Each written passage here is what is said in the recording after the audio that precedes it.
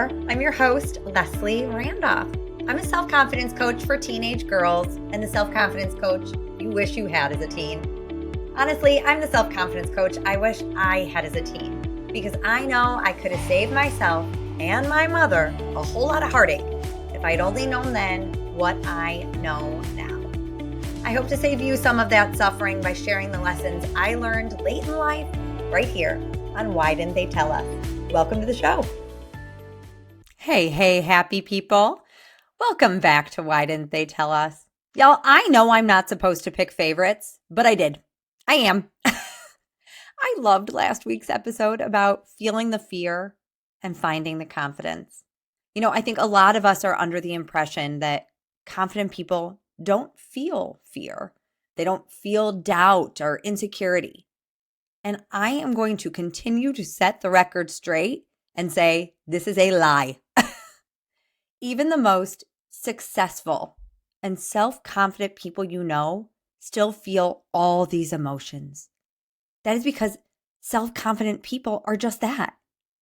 They're people. And I've said it before, I will say it again and again. Self-confidence does not make you immune to the human experience. Doubt, fear, anxiety, all part of the package of being a perfectly imperfect human. The only difference between successful and self-confident people, those among us, is that we don't let those emotions be the decision makers in our life. We don't give those emotions and the voices creating them, the thoughts creating those feelings, have the microphone in our minds. Self-confidence, that voice of love and belief in you, that is the one with the microphone, and that is the one cranked way up.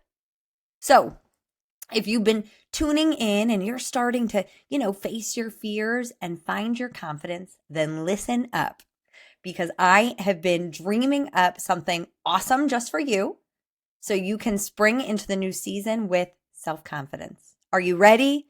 I wish I had my drum roll. On April 1st, I am kicking off the Bully to Bestie Boot Camp.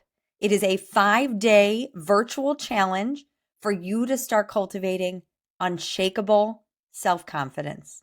Sound good? Yes, it does. Here's more. The Bully to Bestie Boot Camp, it's totally free, and it is open to everyone and their mother. Your mother, my mother. Hi, Mom. I hope you sign up. Listen, during these 5 days, you're going to train your brain to be more kind, to be more compassionate, to be more encouraging. Yeah, like a bestie, right? So why do we want this? Because this is how you cultivate unshakable self-confidence. Truly. When you change the way you talk to you and think about you, you can literally change your life for the better. And there are so many benefits to positive self-talk. Less stress, more motivation, better body image, reduced depression and anxiety, more calm and a sense of control in your life. And yes, you guessed it, more self-confidence. And who doesn't want more of that? This is why I am hosting the Bully to Bestie Bootcamp. And I want you there. I want all those amazing benefits for you. So I hope you will join me. Because listen, we don't learn this in school, right? We don't learn to speak kindly to ourselves, to cheer ourselves on, to see and celebrate our strengths, to pick ourselves up, dust ourselves off, and try again and again and again. But that's what we're doing in the boot camp. And I'm saving a seat for you. Okay, so here's how it works. During the week of April 1st, you're going to get an email from me with your truth or dare of the day. And they're all focused on shifting that bully voice in your brain to a bestie voice. And all the exploration exercises, listen, they're short and sweet, but they pack a powerful punch to create real change in your life. And that's what we want, right? Because when we're speaking kindly to ourselves, when we're cheering ourselves on, we go out in the world and we create awesome things. Trust me. So all you got to do if you sign up for the challenge, well, you got to sign up, but I'll get to that, is you're going to open an email from me, do the exercise, and you're going to watch your self-confidence soar. And it's open to everyone, whether or not they are listeners on the podcast or in my world at all. Welcome them in. The more the merrier. Bring your daughter, bring your mom, bring your real life bestie. We want everyone loving and cheering themselves on, because when you do, you actually go out in your world and you love and cheer on others too. What an amazing place it would be. And we're going to end the Bully to Bestie boot camp with like a bash, right? On April 5th, we're going to get all the boot camp besties together for a live wrap-up party on Zoom. And we're going to celebrate our successes and commit to keeping the confidence and momentum going. Sound good? Of course it does. You want in? Of course you do. Okay, there's a link in my show notes with all the details to save your virtual seat. You can also find the details on confidencecoachforgirls.com. Obviously, email me with any questions. If you get on my email list, you'll hear more about it as well. I hope to see you there. How's that for an opener for today's show? Yeah? Which is actually not about self-talk. I know. It feels like a tease after all of that. But if you are excited about self-talk, get in that boot camp. Today, we are actually not talking at all about what you think about you, which informs how you talk to you. In fact, we are talking about what other people think about you, which also informs how you talk to you and think about you. Listen, when I started Why Didn't They Tell Us, I had a lot of incredible guests on the show. And one of my favorite questions to ask them was, what's one thing you wish you could tell your teenage self? And if you go back to those episodes, but you don't have to, though you should, they were so good. I'm not picking favorites. If you go back to those episodes, you will hear the majority of my guests would say, don't worry as much what other people think about you, or some form of that, right? Like get out of other people's heads, or I wish I didn't care as much. And, I remember being a teen and grownups telling me that, you get to a point in life where you don't care as much what other people think about you. And really, you shouldn't care as much what people think about you. And I'm sure I greeted that with like an eye roll and a heavy dose of skepticism.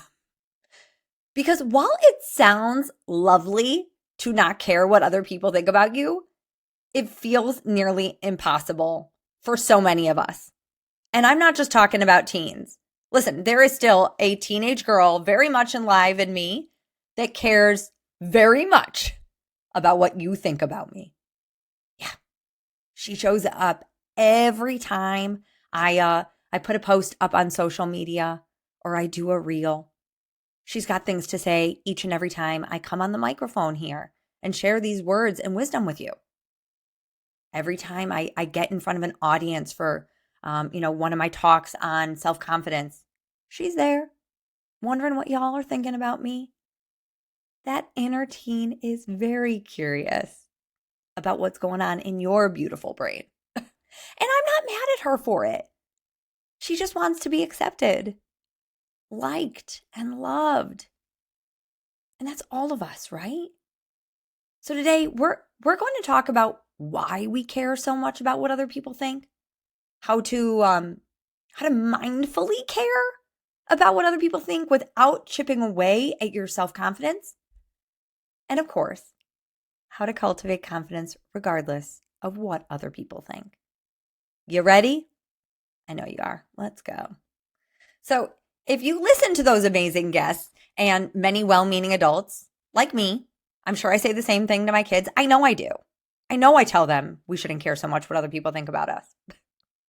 But the truth is we do. And I hope you can take solace in the fact that we are biologically wired to care what other people think of us. It's truly like a primitive survival mechanism. Caring about what other people think about you is part of that pack mentality that ensures your safety out there in the wild. I know we're not in the wild, but some days it feels like that, doesn't it? I'm going to tell you a story. You may or may not know this about me, because I can't remember if I've shared it on the podcast, but my family and I lived in South Africa for nearly 5 years. And during that time, we were blessed to go on many safaris. I know, pinch me. It was literally a dream living there. Every time we would go on safari, we would see beautiful impala. Impala are these deer-like creatures, and they were everywhere. Literally, you could not go on a safari without seeing packs and packs of impala. They actually have an M almost on their butt, like on their tails. And the safari guides would tell us they were the McDonald's of the bush, which is what they call safari, because they're literally on every corner, right?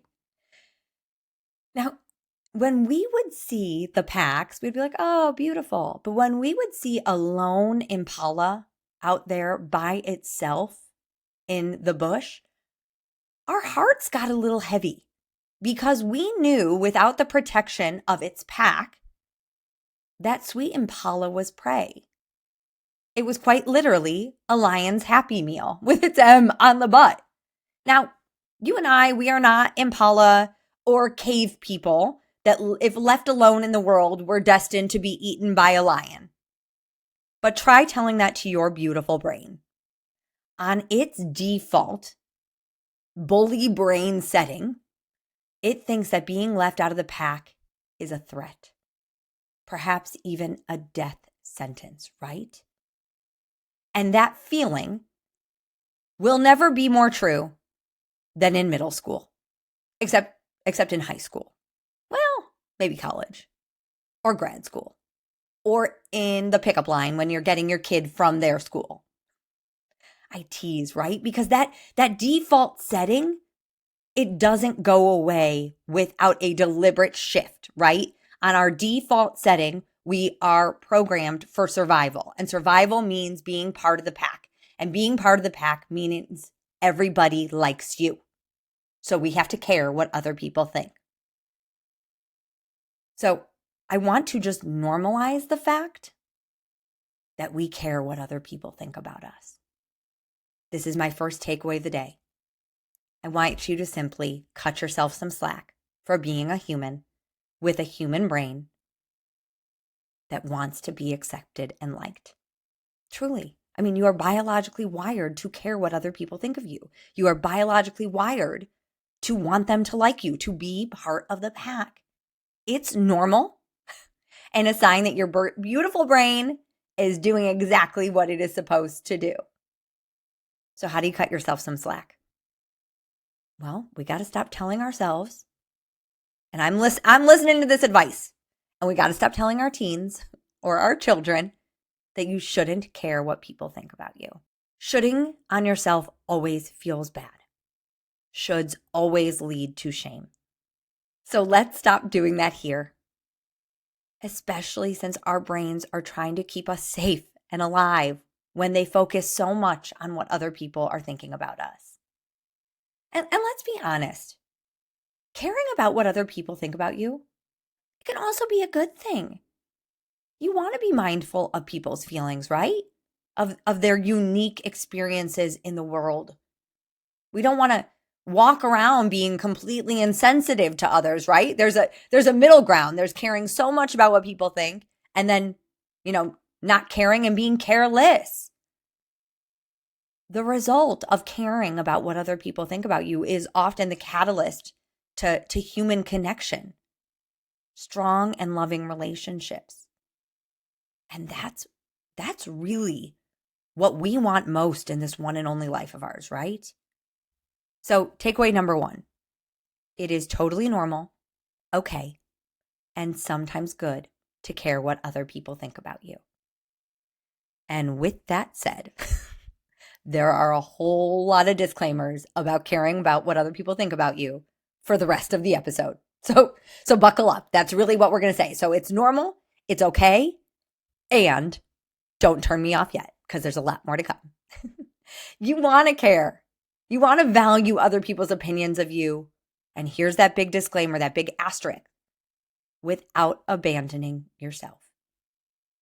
You want to care and value other people's opinions of you, but never at the expense of being you. Listen, you are the only you in this world. You are the only you that we've got. It is literally your responsibility to be you. And if you have to be anything else or less than you to win someone's approval of you, then my friend, that is too high a cost. Then that someone's not for you. Think about it. If you have to be something or someone else than what you are for someone to like you, then they aren't worth it. Like, they are literally not for you. That high opinion that you worked so hard to achieve is of someone that isn't even you. So this applies to big life decisions and the small ones too. For what team or club you join in high school, to which college you go or don't go to the career path you take, or the one you choose to deviate from, to the causes that you choose to stand behind. Do it for you, not someone else's approval or opinion of you. I often tell this story when I talk about, it's our responsibility to be ourselves. And it breaks it down to, that small detail of obviously for life's big decisions, do it for you, not someone else's approval or validation or opinion of you, but even the little ones. And the story is, I found this dress a couple years ago at Anthropologie, and it is so me. It is loud. It's got these vibrant colors and this funky pattern, and it's kind of a moo-moo shape, and it's got pockets. And y'all, if you don't love a dress with pockets, please. I love it so much, and it is so me. And I put it on for my daughter, and she looked at me and she said, "Please don't wear that to my birthday party." She felt the need to make it very clear that you go do you, but don't you do you in my world. You can wear that dress, but not on my birthday. Don't be bringing your funky and vibrancy into my world. But you know what? I mean, I'll listen to her. I won't wear it to her birthday party, but you better believe I'm still going to wear it. It's so me. And it is my responsibility to be me and to show up as me every day and in every way, whether it is the dress, the club, the team, the fill in the blank of life decision. It is your responsibility to be and do you. The world needs you to do that. You're the only one we got. Honoring you, your voice, your values, what matters to you, that, my friend, is how you build self-trust, which is the cornerstone of self-confidence. I always tease that self-trust is like the smallest muscle in the self-confidence muscle group, but it is such an important one. And being you, wearing the dress, paving your path, that is how you strengthen it. So the final takeaway for today is that while it's okay, normal, and totally understandable to care what other people think of you, I hope you care more about what you think of you. I hope you let that voice be the loudest in that beautiful brain of yours. The one that sees you. The one that cheers you on as you wear the loud dress or follow the path that you know is right with you, even if no one else agrees. This is how you create that connection that we talked about at the top of the show. You will find your people on that path if you are brave enough to follow it. And most importantly, you will find you. And that is your first and forever friend, your true ride or die, your bestie. It's you. The thing is, you have no idea what other people think about you. Truly. Unless they tell you what they think about you. But oftentimes we are making some big assumptions about what other people are thinking without ever really knowing or asking. And you can't control what other people think about you. I mean, you can try. But like I said, if that means compromising you, then it ain't worth it. While you can't control what other people think about you, you can always control what you think about you. And you can always control how you show up in the world to align with that opinion of you. And my friend, that is the opinion that matters most. Your opinion of you. Go out into your world every day, committed to accepting you, loving you, winning over your approval of you. My friends, why didn't they tell us that it's okay to care what people think about you? But their high opinion of you is not worth sacrificing your opinion of you. It's not worth losing yourself. Be you, and you will find your people. Love that amazing human you are. You are. And cheer her on as she goes after goals, chases her dreams, and wears the dress she loves, even if no one, including her daughter, loves it. Go do that, and you will find the people that love you too, even if they don't love the dress. And if you need help with this, get in on that Bully to Bestie bootcamp. There's the link in show notes. I hope to see you there, and I'll be cheering you on until then. Till next time, my friends. Love what you hear? Well, I'd love to hear from you. You can find me at confidencecoachforgirls.com. That's confidencecoachforgirls.com. Or email me at lesliethelifecoach@gmail.com. That's lesliethelifecoach@gmail.com. Hope to hear from you.